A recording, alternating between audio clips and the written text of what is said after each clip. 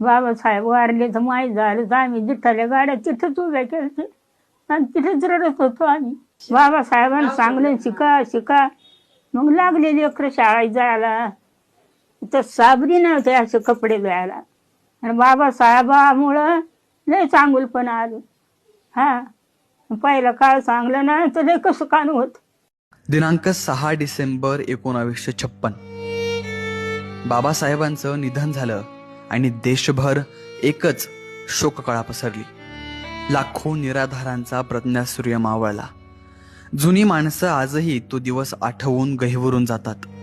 छत्रपती संभाजीनगर शहरात राहणाऱ्या खंडाळे आजींना आजही तो दिवस आठवतो. आपल्या आयुष्यात बघितलेला जातीभेद आणि बाबासाहेबांमुळे झालेला बदल सांगताना त्यांचा कंठ दाटून येतो. बाबासाहेबामुळे लयच बदल झाला. नाही तर काय दैनी होते भाऊ.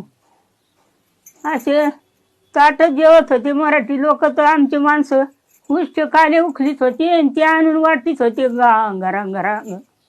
हा सकाळ काढा आम्ही असे ताट उखलून लोकांचे खरकटे भगुन्यात घ्यायचे. घरी आल्यावर घर वाटायची आणि ते खायची. असा काळ होता. आणि बाबासाहेबामुळं लय चांगुलपणा आलं.